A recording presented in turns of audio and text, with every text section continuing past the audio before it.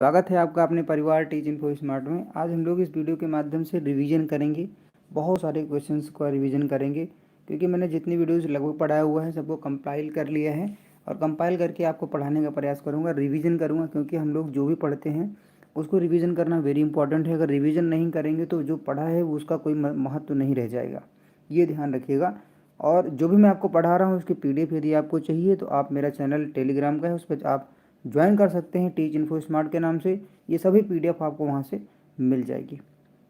तो शुरुआत करते हैं। Smart GK watch more learn more, please like share and subscribe. शुरुआत करते हैं, पहला क्वेश्चन देखेंगे। पेशेंस बना के रखिएगा, वीडियो थोड़ी लंबी हो सकती है। लिखा हुआ है, गजनी का प्रथम शासक कौन था जो खलीफा की उपाधि धारण कर सुल्तान कहलाने वाला प्रथम शासक बना? महमूद गजनबी। नेक्स्ट क्वेश्चन देखेंगे। लिखा हुआ है, महमूद गजनबी के सभी आक्रमणों में 1000 ईस्वी से 1026 ईस्वी के बीच में सर्वाधिक महत्वपूर्ण आक्रमण कौन सा था? तो सोमनाथ मंदिर पर जो इसने आक्रमण किया था, ये बहुत ही महत्वपूर्ण आक्रमण था इसका। और अगर क्वेश्चन में आता है कि द्वितीय महत्वपूर्ण आक्रमण कौन सा था महमूद गजनबी के द्वारा किया गया, तो मुल्तान, ध्यान रखिएगा। लिखा हुआ महमूद गजनबी के भारत पर आक्रमण का उद्देश्य क्या था? तो मध्य एशिया में एक बड़े साम्राज्य की स्थापना के लिए धन प्राप्त करना। यहाँ पर वो साम्राज्य बनाने नहीं आया था, ठीक है, मध्य एशिया के लिए यहाँ धन लूटने आया था। लिखा हुआ है, महमूद गजनबी के भारत पर आक्रमण के समय भारत आए विद्वान अल बरूनी ने किस महत्वपूर्ण ग्रंथ की रचना की है? किताबुल हिंद की। दिल्ली सल्तनत की दरबारी भाषा थी फारसी। नेक्स्ट क्वेश्चन देखेंगे। लिखा हुआ है, आगरा नगर की स्थापना किसके द्वारा की गई थी? सिकंदर लोदी के द्वारा। दिल्ली का वह सुल्तान कौन था जिसकी मृत्यु चौगान अर्थात पोलो खेलते समय हुई थी? कुतुबुद्दीन ऐबक की। नेक्स्ट क्वेश्चन देखेंगे। लिखा हुआ है, कुब्बत उल इस्लाम मस्जिद का निर्माण किसके द्वारा किया गया था? कुतुबुद्दीन ऐबक के द्वारा। तराइन की पहली लड़ाई 1191 ईस्वी किनके बीच हुई थी? मोहम्मद गौरी और पृथ्वीराज चौहान के बीच। ध्यान रखिएगा, तराइन की पहली लड़ाई और तराइन की दूसरी लड़ाई दोनों बैक टू बैक हुई हैं।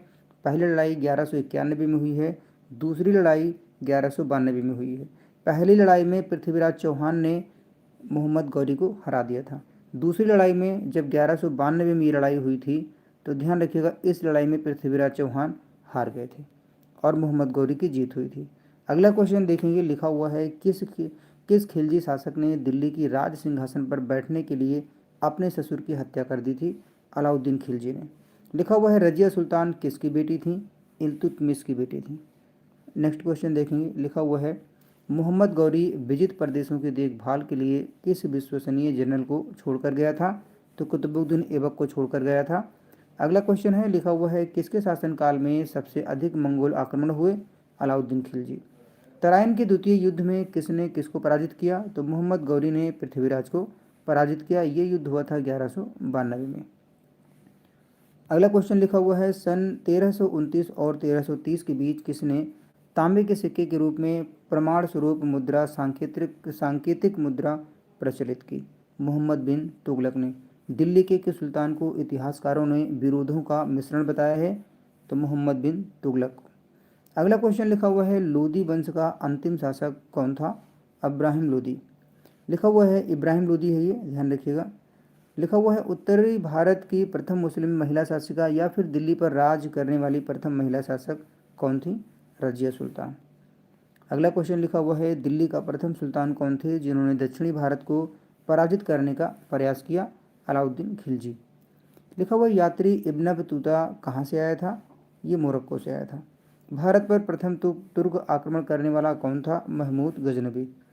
ध्यान रखिएगा, क्वेश्चन आता है एग्जाम में, तुर्क आक्रमण पहला ये। बुद्ध सिकन या मूर्ति भंजक किसे कहा जाता है? तो महमूद गजनबी को कहा जाता है, मूर्तियों को तोड़ने वाला। लिखा, महमूद गजनबी ने कौन सी उपाधि धारण की थी? दो उपाधियाँ थीं, यामीन उद दौला साम्राज्य का दाहिना हाथ, अमीन उल मिल्लत मुसलमानों का संरक्षक। महमूद गजनबी ने भारत में प्रथम आक्रमण किस राज्य के विरुद्ध किया? तो ये हिंदू शाही या ब्राह्मण शाही राज्य के खिलाफ, राजा जयपाल, ठीक है, ध्यान रखिएगा। फिर उसके बाद में राजा जयपाल का पुत्र था आनंद पाल, उसके खिलाफ जो है इसने अभियान चलाया। राजा जयपाल ने जो है आत्महत्या कर लिया था, क्योंकि बहुत सारा धन लूटने के बाद भी इसने जो है 50,000, महमूद गजनबी ने 50,000 लोगों का सर काट दिया था। तो ध्यान देखिए दीजिएगा, आगे लिखा हुआ हिंदू शाही राज्य की राजधानी थी, तो उद्भानपुर या फिर ओहिंद भी बोलते थे उसे और बैहिंद भी बोलते थे। महमूद गजनवी का भारत में अंतिम आक्रमण किसके विरुद्ध हुआ था? तो ये जाटों के विरुद्ध हुआ था। अगला क्वेश्चन है, लिखा हुआ हिंदू शाही राज्य का कौन सा शासक से बार बार पराजित होने के कारण ग्लानिवश आत्मदाह कर लिया है, आत्महत्या कर लिया था? तो ये जयपाल थे। महमूद गजनवी किस वंश का था? ये याम रखिएगा। ठीक है, अगला क्वेश्चन देखेंगे, लिखा हुआ है महमूद गजनवी के साथ भारत आने वाले इतिहासकार में कौन शामिल था? किताबुल हिंद का लेखक अल बरूनी महमूद गजनवी के साथ भारत आने वाला, ध्यान रखिएगा। तारीख यामिनी का लेखक उतबी, तारीख ए सुबुक्तगिन का लेखक बैहाकी। ठीक है, ध्यान रखिएगा। अगला क्वेश्चन देखेंगे, सुबुक्तगिन जो है वो मोहम्मद गजनवी का पिता थे, ध्यान रखिएगा। ठीक है, ये अल्पतगिन का दामाद था। लिखा हुआ है महमूद गजनवी के आक्रमण के परिणाम स्वरूप कौन सा शहर फारसी संस्कृति का केंद्र बन गया? लाहौर। अगला क्वेश्चन लिखा हुआ है, भारत में मुस्लिम राज्य का संस्थापक माना जाता है मोहम्मद गौरी को। किसने इक्तादारी प्रथा चलाई? इल्तुतमिश ने।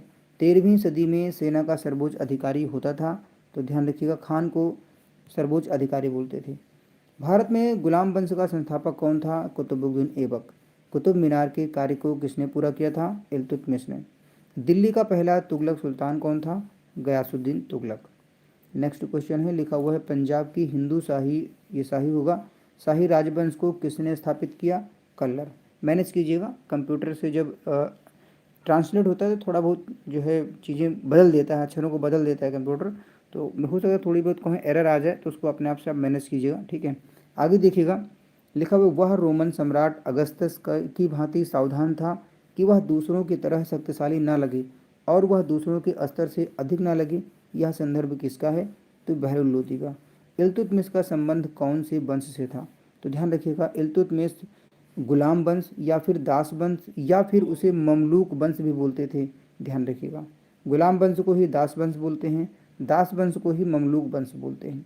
दक्षिण अफ्रीकी यात्री इब्न बतूता किसके शासनकाल में भारत आया था? तो मोहम्मद बिन तुगलक के शासनकाल में आया था। अगला क्वेश्चन, ये मोरक्को से आया था, ये भी ध्यान रखिएगा। महमूद गजनवी ने भारत पर कितनी बार आक्रमण किया? 17 बार। किसने अपने आप को खलीफा घोषित किया था? मुबारक शाह खिलजी ने अपने आप को खलीफा घोषित किया। लोदी वंश का संस्थापक कौन था? बहलुल लोदी। नेक्स्ट क्वेश्चन है, भारतीय इतिहास में बाजार नियमों या मूल्य नियंत्रण पद्धति की शुरुआत किसने की? अलाउद्दीन खिलजी ने। राज्य संबंधों में उलेमा के दखल का विरोध किस सुल्तान ने किया था? तो अलाउद्दीन खिलजी ने किया था।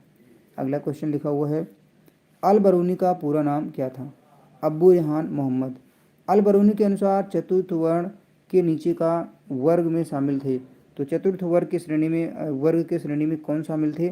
धोबी, मोची, जादूगर, डालिया, ढाल बनाने वाले, नाविक, मछुआ, ब्याद या फिर जुलाहा शामिल थे। लिखा हुआ 11वीं सदी के भारत का दर्पण किसे कहा जाता है? तो किताबुल हिंद को कहा जाता है 11वीं सदी का भारत का दर्पण। अगला क्वेश्चन लिखा हुआ है, भारतीय संगीत का आदि ग्रंथ कहा जाता है सामवेद को। प्रथम विधि निर्माता कौन है? मनु। कृष्ण भक्ति का प्रथम और प्रधान ग्रंथ है, तो ध्यान रखिएगा श्रीमद् भागवत गीता। ऋग्वेद में संपत्ति का प्रमुख रूप क्या है? तो गोधन है। ऋग्वेद का कौन सा मंडल पूर्णतया सोम को समर्पित है? सोम को, तो ये 9वां मंडल है। अगला क्वेश्चन देखिएगा, लिखा हुआ है प्रसिद्ध 10 राजाओं का युद्ध, दशराज युद्ध किस नदी के तट पर लड़ा गया है? तो ये पुरुषणी नदी होगा, पुरुषणी। ठीक है, पुरुषणी नदी होगा, ध्यान रखिएगा। आगे देखेंगे, लिखा हुआ है धर्मशास्त्रों में भू राजस्व की दर क्या थी? तो ध्यान रखिएगा 1/6, 1:6। वैदिक युग में प्रचलित लोकप्रिय शासन प्रणाली थी गणतंत्र थी। लिखा हुआ है गायत्री मंत्र की रचना किसने की थी? विश्वामित्र ने। अवेस्ता और ऋग्वेद में समानता है। अवेस्ता किस क्षेत्र से संबंधित है? ईरान से। नेक्स्ट क्वेश्चन देखेंगे, लिखा हुआ है आर्यों के आर्कटिक होम सिद्धांत का पक्ष किसने लिया था? तो बीजी तिलक ने। सिकंदर महान एवं पोरस की सेनाओं ने किस नदी के तट पर आमने सामने पड़ाव डाला था?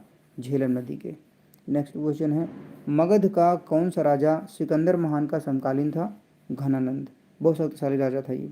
किस शासक ने बौद्धों के लिए विख्यात विक्रमशिला विश्वविद्यालय की स्थापना की थी? धर्मपाल ने। महावीर की मृत्यु कहाँ हुई थी? पावापुरी में हुई थी। लिखा हुआ है बौद्धवाद के समय किस भाषा का प्रचार किया गया, तो पाली भाषा का प्रचार किया गया था। लिखा हुआ प्राचीनतम विश्वविद्यालय कौन सा था, नालंदा विश्वविद्यालय प्राचीनतम विश्वविद्यालय है। गौतम बुद्ध द्वारा भिक्षुणी संघ की स्थापना कहाँ की गई थी, वैशाली में। तृतीय बौद्ध संगीत कहाँ पर आयोजित हुई, पाटलिपुत्र में ये आयोजित हुई थी। अगला क्वेश्चन लिखा हुआ है कनिष्क के शासनकाल में चतुर्थ बौद्ध संगीत सभा किस नगर में हुई थी, कुंडलवन कश्मीर में हुई थी। गौतम बुद्ध का जन्म कब हुआ था, 563 ईसा पूर्व। लिखा हुआ कौटिल्य किसका प्रधानमंत्री था, चंद्रगुप्त मौर्य का। चाणक्य। सांची किस कला या मूर्ति कला का निरूपण करता है, बौद्ध कला का। मुद्रा राक्षस के लेखक कौन है, विशाखदत्त हैं। नेक्स्ट क्वेश्चन है लिखा हुआ है अशोक के शिलालेखों में प्रयुक्त भाषा है प्राकृत। तक्षशिला विश्वविद्यालय कहाँ स्थित है, पाकिस्तान में है ये। चरक किसके राज चिकित्सक थे, कनिष्क की थी। लिखा हुआ है मौर्य के बाद दक्षिण भारत में सबसे प्रभावशाली राज्य था सातवाहन। गुप्त राजवंश किस लिए प्रसिद्ध था, कला एवं स्थापत्य के लिए। बाल विवाह की प्रथा आरंभ हुई थी, गुप्त काल में आरंभ हुई थी। अगला क्वेश्चन लिखा हुआ है नाट्यशास्त्र की रचना किसने की, भरत मुनि ने किया था। चालुक्य वंश का सर्वाधिक प्रसिद्ध शासक था पुलकेशिन सेकंड। दिल्ली सल्तनत में इनाम की भूमि किसे दिया जाता था, विद्वान और धार्मिक व्यक्ति को। अगला क्वेश्चन लिखा हुआ है भारत में मुस्लिम राज का संस्थापक माना जाता है मोहम्मद घौरी को। किसने इक्तादारी प्रथा चलाई थी, तो इक्तादारी प्रथा इल्तुतमिश ने चलाया था। लाख बख्श के नाम से किसे जाना जाता है, कुतुबुद्दीन ऐबक को। यात्री इब्न बतूता कहाँ से आया था, मोरक्को से आया था। अगला क्वेश्चन लिखा हुआ है भारत पर प्रथम तुर्क आक्रमण करने वाला कौन था, तो ये महमूद गजनवी था। बुद्ध या मूर्ति भंजक किसे कहा जाता है, तो ये है महमूद गजनवी। आगे देखिएगा हम लोग पढ़ चुके हैं इसको। लिखा हुआ अलबरूनी किसके शासनकाल में इतिहासकार था, महमूद गजनवी के। लोदी वंश का संस्थापक कौन था, बहलुल लोदी था। अगला क्वेश्चन लिखा हुआ है अलाई दरवाज़ा का निर्माण किन सुल्तान ने करवाया था, अलाउद्दीन खिलजी ने। कुतुबुद्दीन ऐबक की राजधानी क्या थी, लाहौर। अगला क्वेश्चन है लिखा हुआ है कृष्णदेव राय किसके समकालीन थे, बाबर के। कृष्णदेव राय कहाँ के राजा थे, विजयनगर के। चार मीनार का निर्माण किसने करवाया था, कुली कुतुब शाह ने चार मीनार का निर्माण करवाया था। लिखा हुआ है रामानुज के अनुयायियों को कहा जाता है वैष्णव। 1526 ईस्वी में बाबर ने किस वंश के शासक को परास्त कर मुगल साम्राज्य की नींव डाली, लोदी। अगला क्वेश्चन देखेंगे लिखा हुआ है बाबर ने प्रसिद्ध तुलगुमा नीति का प्रयोग सर्वप्रथम किस युद्ध में किया था, तो ये पानीपत के प्रथम युद्ध में किया था। ये एक युद्ध लड़ने की प्रणाली है, तकनीकी है, ठीक है। लिखा हुआ है हुमायूंनामा किसने लिखा है, तो गुलबदन बेगम ने लिखा है। आईने अकबरी किसने लिखा है, अबुल फजल ने लिखा है। अगला क्वेश्चन देखिएगा लिखा हुआ है भारत में ग्रैंड ट्रंक रोड बनवाई थी, शेर शाह सूरी ने बनवाया था। अगला क्वेश्चन है लिखा हुआ है मुगल प्रशासन व्यवस्था में मनसबदारी प्रणाली को किसने प्रारंभ किया, अकबर ने। अपने काल का महान संगीतज्ञ तानसेन किसके दरबार में थे, अकबर के दरबार में थे। लिखा हुआ है किस युद्ध से भारत में मुगल राज्य की नींव पड़ी, पानीपत का प्रथम युद्ध। मुमताज़ महल का असली नाम क्या था, तो अर्जुमंद बानो बेगम था। शिवाजी सर्वाधिक प्रभावित थे जीजाबाई से। लिखा हुआ है शिवाजी का राज्याभिषेक कहाँ हुआ था, रायगढ़ में। पानीपत की तीसरी लड़ाई 1761 ईस्वी किन के बीच में हुई थी, ध्यान रखिएगा किन के बीच में हुई थी, तो पेशवा बाजीराव सेकेंड और अहमद शाह अब्दाली के मध्य में हुई थी 1761 में। हवा महल कहाँ स्थित है, जयपुर में है हवा महल। अगला क्वेश्चन लिखा हुआ है बड़ा इमाम बाड़ा कहाँ पर स्थित है, लखनऊ में है ये। किस सिख गुरु ने फारसी में जफरनामा लिखा था, गुरु गोविंद सिंह ने लिखा था। अगला क्वेश्चन लिखा हुआ है आदि ग्रंथ किसने संकलित किया था, गुरु अर्जुन देव ने। राजा राम मोहन राय द्वारा ब्रह्म समाज की स्थापना कब की गई थी, 1828 ईस्वी में। अगला क्वेश्चन है कूका आंदोलन को किसने संगठित किया, गुरु राम सिंह ने।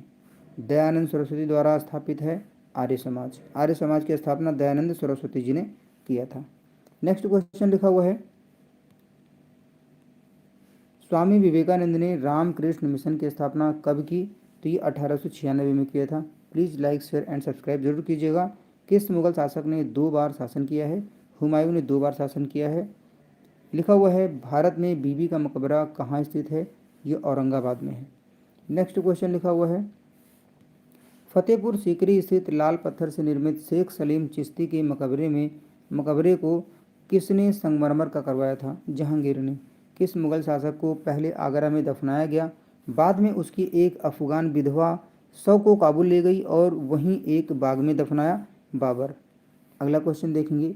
लिखा हुआ है कौन सा पहला मुगल शासक था जिसने कुषाण साम्राज्य के पतन के बाद भारतीय साम्राज्य में काबुल व कंधार को शामिल किया? बाबर था। किस मुगल शासक को उपवनों या उद्यानों में अत्यंत अभिरुचि के कारण उपवनों का राजकुमार या मालियों का मुकुट कहा गया है? बाबर को कहा गया है ये। लिखा हुआ है किस युद्ध को जीतने के बाद शेर शाह ने दिल्ली में अफगान सत्ता की स्थापना की? बिलग्राम का युद्ध जीतने के बाद 1540 ईस्वी में दिल्ली में अफगान सत्ता की स्थापना हुई थी। लिखा हुआ रानी दुर्गावती किस भारतीय शासक के समकालीन थी? तो ये अकबर के समकालीन थी। लिखा हुआ शाहजहां ने किस शहर में मोती मस्जिद बनवाई थी? आगरा में। किस मुगल बादशाह ने जजिया नामक कर पुनः लगाया?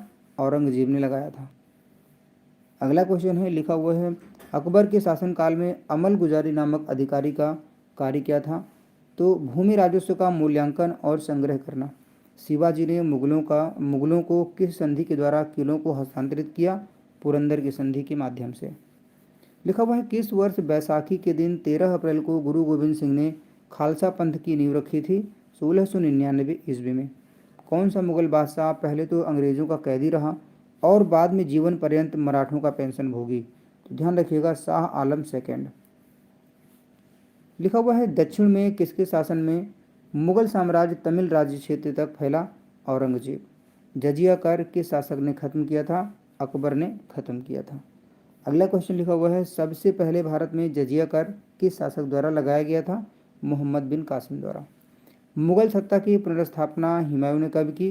1555 से 56 के बीच में किया था। मुगल सत्ता की दोबारा से स्थापना हुमायूं के द्वारा की गई थी। लिखा हुआ है मुगल सत्ता की पुनर्स्थापना किस युद्ध में हुमायूं को मिली विजय के फलस्वरूप हुई? तो ये हुई थी सरहिंद का युद्ध 1555 सिकंदर शाह सूरी से हुआ था। तब जो है मुगल सत्ता की पुनर्स्थापना हो गई थी, ध्यान रखिएगा। किस मुगल बादशाह की मृत्यु दीन पनाह पुस्तकालय की सीढ़ियों से गिरने के कारण हुई? हुमायूं की। लिखा हुआ है किस मुगल बादशाह के दुर्भाग्य पर व्यंग करते हुए लेन पोल ने लिखा है वह जीवन भर ठोकरें खाता रहा और ठोकर खाकर ही उसके जीवन का अंत हुआ? हुमायूं। मुगल प्रशासन में मुहतसिब था, लोक आचरण अधिकारी को मुहतसिब बोलते थे। अगला क्वेश्चन लिखा हुआ है मुगल प्रशासन में मदद ए मास इंगित करता है विद्वानों को दी जाने वाली राजस्व मुक्त अनुदत्त भूमि। लिखा हुआ है दास्तान ए अमीर हमजा का चित्रांकन किसके द्वारा किया गया है? अब्दुल समद के द्वारा। अगला क्वेश्चन लिखा हुआ है किस सुल्तान ने पहले हजरत आला की उपाधि अपनाई और बाद में सुल्तान की? शेर शाह सूरी। किस वजीर गाजुद्दीन ने दिल्ली में दाखिल नहीं होने दिया? शाह आलम द्वितीय को। लिखा हुआ है मसनवी जो बाबर द्वारा मुस्लिम कानून के नियमों का संग्रह है इसे बोलते थे मुबाइन। अगला क्वेश्चन है लिखा हुआ है औरंगजेब द्वारा चलाए गए जिहाद का अर्थ है दार उल इस्लाम। दिल्ली के लाल किले का निर्माण किसने करवाया था? शाहजहां ने। किस इतिहासकार ने शाहजहां के शासनकाल को मुगल काल का स्वर्ण युग कहा है? A.L. श्रीवास्तव। लिखा हुआ पटना को प्रांतीय राजधानी किसने बनाया था? शेर शाह ने। मयूर सिंहासन अर्थात तख्त ए ताऊस पर बैठने वाला अंतिम मुगल बादशाह कौन था? तो ये थे मोहम्मद शाह रंगीला। लिखा हुआ बाबर की जीत का मुख्य कारण क्या था? उसकी सैन्य कुशलता। जब्ती प्रणाली किसकी उपज थी? शेर शाह सूरी की। जवाबित का संबंध किससे था? तो ध्यान रखिएगा ये राज्य कानून से है।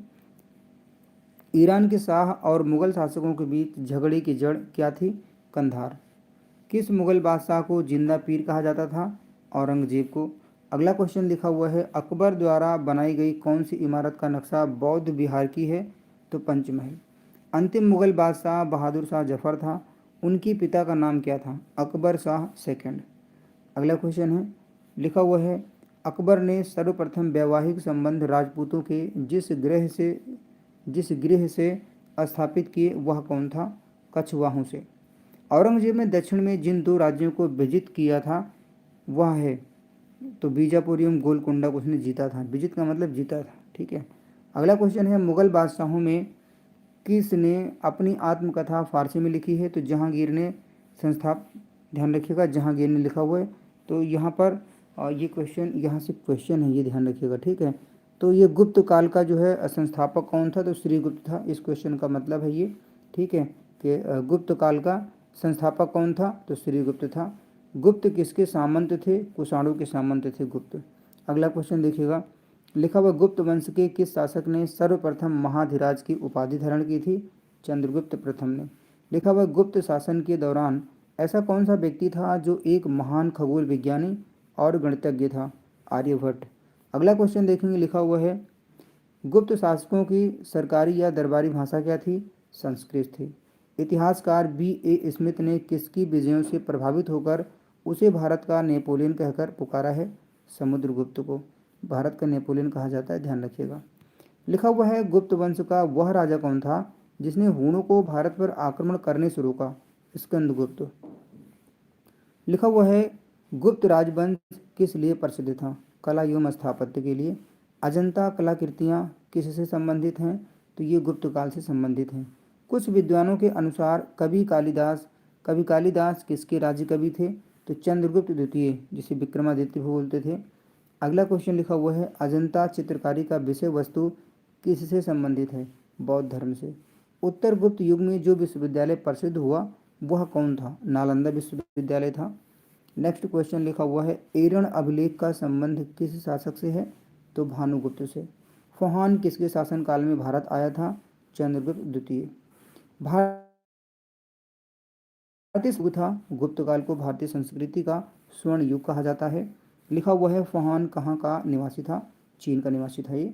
सेतुबंध का रचनाकार, सेतुबंधु, ये बंधु होगा, सेतुबंधु के रचनाकार प्रवरसेन द्वितीय किस वंश का शासक था? वाकाटक का।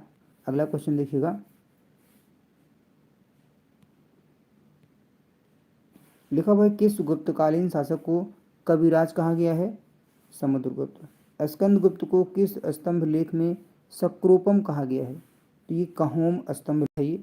नेक्स्ट क्वेश्चन देखेंगे, लिखा हुआ है श्रीलंका के राजा मेघवर्मन ने किस स्थान पर भगवान बुद्ध का मंदिर बनवाने के लिए समुद्रगुप्त से अनुमति मांगी थी? बोधगया में।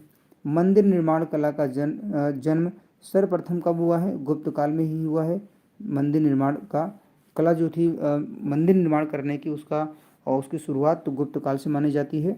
लिखा हुआ है चंद्रगुप्त द्वितीय ने विक्रमादित्य की उपाधि कब धारण की? शकों का उन्मूलन करने के बाद।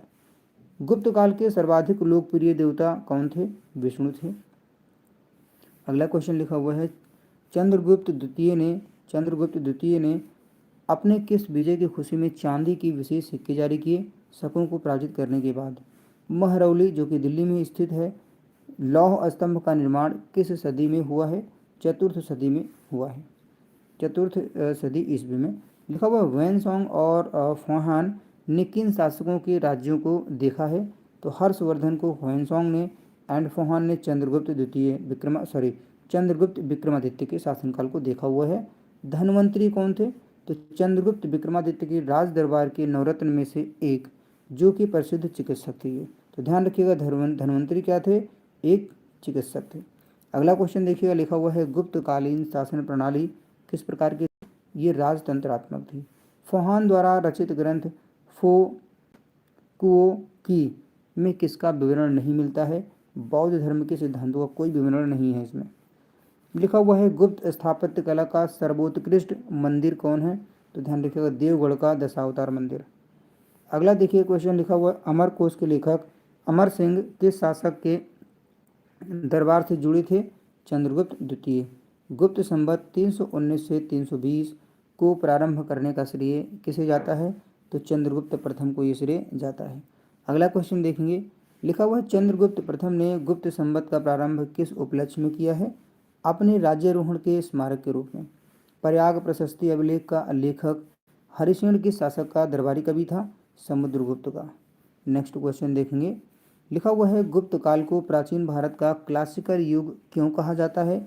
कला व साहित्य के क्षेत्र में अपने चरमोत्कर्ष पर पहुंचने के कारण। लिखा हुआ है सारनाथ के दमेक धमेख स्तूप का निर्माण किस काल में हुआ? गुप्त काल में। नेक्स्ट क्वेश्चन है, लिखा हुआ है गुप्त काल की सोने की मुद्रा को कहा जाता था, दिनार बोलते थे। जो गुप्त काल में सोने की मुद्रा होती थी उसे दिनार बोला जाता था। नेक्स्ट क्वेश्चन है, कुमार संभव महाकाव्य किस कवि ने लिखा हुआ है? ध्यान रखिएगा, ये कालिदास की रचना है। कालिदास की रचना है। नालंदा विश्वविद्यालय की स्थापना युग कब है? तो ध्यान रखिएगा, गुप्त काल में नालंदा विश्वविद्यालय की स्थापना हुआ था। गुप्त युग में भू राजस्व की दर क्या थी? उपज का 6ठा भाग। नेक्स्ट क्वेश्चन लिखा हुआ है, नगरों का क्रमिक पतन किस काल की एक महत्वपूर्ण विशेषता थी? गुप्त काल की। किस वंश के शासकों ने मंदिरों एवं ब्राह्मणों को सबसे अधिक ग्राम अनुदान में दिया था? गुप्त वंश ने। नेक्स्ट क्वेश्चन लिखा हुआ है, दिल्ली के महरौली में अर्थात दिल्ली के महरौली के कुव्वत उल इस्लाम मस्जिद के प्रांगण में स्थित प्रसिद्ध लौह स्तंभ किसकी स्मृति में है? चंद्र के। कालिदास द्वारा रचित मालविकाग्निमित्रम नाटक का नायक कौन था? तो ध्यान रखिएगा, इसका नायक अग्निमित्र है। लिखा हुआ समुद्रगुप्त की सैनिक उपलब्धियों का वर्णन उसके किस अभिलेख में उपलब्ध है? प्रयाग में, अर्थात जो प्रयाग का अभिलेख है उसमें उपलब्ध है। लिखा हुआ किस काल में स्त्रियों की पुरुषों से बराबरी थी? गुप्त काल में। अगला क्वेश्चन है, कौन सा राज्य वंश हूणों के आक्रमण से अत्यंत विचलित हुआ? गुप्त। कौन सा नाटक कालिदास ने लिखा था? मालविकाग्निमित्रम, विक्रमोर्वशीयम एंड अभिज्ञान शाकुंतलम। अगला क्वेश्चन देखिएगा, लिखा हुआ अजंता गुफाओं की सरीखी या जैसी गुफाएं मध्य प्रदेश में और कहाँ हैं? मतलब कहने का है कि अजंता की जैसी गुफा है वैसी गुफा मध्य प्रदेश में और कहाँ है? तो बागधार में है। बाल विवाह की प्रथा कब आरंभ हुई? गुप्त काल में बाल विवाह की प्रथा आरंभ हुई थी। सोने के सर्वाधिक सिक्के किस काल में जारी किए गए हैं? गुप्त काल में। नेक्स्ट क्वेश्चन देखिएगा, लिखा हुआ है यूरोपीय भाषा में अनुदित या अनुवादित प्रथम भारतीय ग्रंथ कौन सा है? अभिज्ञान शाकुंतलम। सती प्रथा का पहला उल्लेख कहाँ से मिलता है? एरण अभिलेख से सती प्रथा का प्रथम उल्लेख मिलता है, जानकारी मिलती है। लिखा हुआ है गुप्त वंश के शासकों का क्रम बताइए। तो ध्यान रखिएगा, चंद्रगुप्त प्रथम, फिर समुद्रगुप्त, उसके बाद में चंद्रगुप्त द्वितीय का शासन आया, फिर कुमारगुप्त ने शासन किया, फिर स्कंदगुप्त ने शासन किया। गुप्तकालीन सिक्कों का सबसे बड़ा ढेर कहाँ से प्राप्त हुआ है? तो ये बयाना भरतपुर से। अगला क्वेश्चन देखिएगा, किस गुप्त शासक को नालंदा विश्वविद्यालय का संस्थापक माना जाता है? कुमारगुप्त प्रथम को। गुप्त काल में उत्तर भारतीय व्यापार किस एक पत्तन से संचालित होता था? तो ताम्रलिप्ति पत्तन से। अगला क्वेश्चन है, गुप्त शासकों द्वारा जारी किए गए चांदी के सिक्के कहलाते थे? रूपक बोला जाता था उसको। लिखा हुआ है वारह मिहिर किससे संबंधित हैं? खगोल विज्ञान से। ब्रह्मगुप्त का संबंध किससे है? गणित से संबंधित हैं। चरक का संबंध किससे है? तो चरक का चिकित्सा से है। लिखा हुआ है चंद्रगुप्त द्वितीय के काल में विद्या कला व साहित्य का महान केंद्र कौन सा था? तो ये था उज्जैन। अगला क्वेश्चन लिखा हुआ है कालिदास की किस कृति की गिनती विश्व की 100 प्रसिद्ध साहित्य कृतियों में होती है? अभिज्ञान शाकुंतलम की। वर्तमान गणित में दशमलव प्रणाली आविष्कार का श्रेय किस युग को जाता है? तो गुप्त युग को जाता है। नेक्स्ट क्वेश्चन है, गुप्त वंश के पतन का कारण क्या था? गुप्त वंश के पतन का क्या कारण था? समाप्ति का। तो ध्यान रखिएगा, ये 2-3 कारण हैं इसके। स्कंदगुप्त के बाद केंद्र की शक्तियों का दुर्बल होना, हूणों का आक्रमण एंड प्रांतीय शासकों का विद्रोह, यही 3 कारण थे। ठीक है। लिखा हुआ किस गुप्त शासक ने अपने सिक्कों पर अपने को बीड़ा, ये बीड़ा लिख दिया है, बीड़ा होगा यहाँ पर, ठीक है, बीड़ा बजाते हुए आकृति में अंकित करवाया है? समुद्रगुप्त ने। अगला क्वेश्चन देखिएगा, वह प्रथम भारतीय विद्वान कौन था जिसने गणित को एक पृथक विषय के रूप में स्थापित किया? आर्यभट्ट। गुप्तकालीन पुस्तक नवनीतकम का संबंध है चिकित्सा से। अगला क्वेश्चन है, लिखा हुआ है तांबा का सिक्का जारी करने वाला पहला गुप्त शासक कौन था? रामगुप्त। प्रयाग प्रशस्ति अभिलेख का संबंध किस शासक से है? समुद्रगुप्त से है, ध्यान रखिएगा। लिखा हुआ है महरौली लौह स्तंभ अभिलेख का संबंध किस शासक से है? चंद्रगुप्त द्वितीय। एक बार मैं और आपको बता देता हूँ, ये वीडियोज़ मैं पहले अपलोड कर चुका हूँ छोटे छोटे टुकड़ों में, मैं इसमें कंपाइल करके आपको रिवीजन करवा रहा हूँ, ध्यान दीजिएगा। लिखा हुआ है भीतरी स्तंभ लेख का संबंध किससे है? स्कंदगुप्त से। चंद्रगुप्त प्रथम ने कौन सी उपाधि धारण की थी? महाधिराज की। समुद्रगुप्त ने कौन सी उपाधि धारण की थी? अश्वमेध पराक्रम की। अगला क्वेश्चन है, लिखा हुआ है चंद्रगुप्त द्वितीय ने कौन सी उपाधि धारण किया था? तो परम भागवत की उपाधि इन्होंने धारण किया था। कुमार देवी लिच्छवी किस शासक की पत्नी थी? तो ये चंद्रगुप्त प्रथम की पत्नी थी। रामगुप्त की पत्नी का क्या नाम था? ध्रुव देवी। ध्यान रखिएगा, ये सब क्वेश्चन आ जाते हैं एग्जाम में, ठीक है, इसको स्किप नहीं करना, सबको पढ़ना है ध्यान से, सभी क्वेश्चन वेरी वेरी इंपॉर्टेंट। लिखा हुआ है समुद्रगुप्त की पत्नी का क्या नाम था? दत्ता देवी। रुद्रसेन द्वितीय की पत्नी का क्या नाम था? प्रभावती गुप्त। लिखा हुआ किस गुप्त शासक ने दक्षिणा पथ में स्थित 12 राज्यों पर धर्म विजय की? तो ध्यान रखिएगा, समुद्रगुप्त ने। लिखा हुआ है किसने अंतिम शक शासक रुद्र सिंह तृतीय को पराजित कर और उसकी हत्या कर शकों का अंतिम रूप से उन्मूलन किया? चंद्रगुप्त द्वितीय ने। मिहिर कुल का संबंध था हूणों से। अगला क्वेश्चन लिखा हुआ है कन्नौज को सर्वप्रथम महत्व प्रदान करने वाली थी? तो मौखरी। लिखा हुआ है गुप्त राजा जिसने विक्रमादित्य की पदवी ग्रहण की थी? चंद्रगुप्त द्वितीय थे वो। लिखा हुआ कुतुब मीनार के निकट स्थित लौह स्तंभ वैज्ञानिकों का ध्यान क्यों खींच रहा है? तो ध्यान रखिएगा, वो इसलिए खींच रहा है क्योंकि उसका जंग रोधकता के कारण उसमें जंग नहीं लगती है, इसीलिए, ठीक है।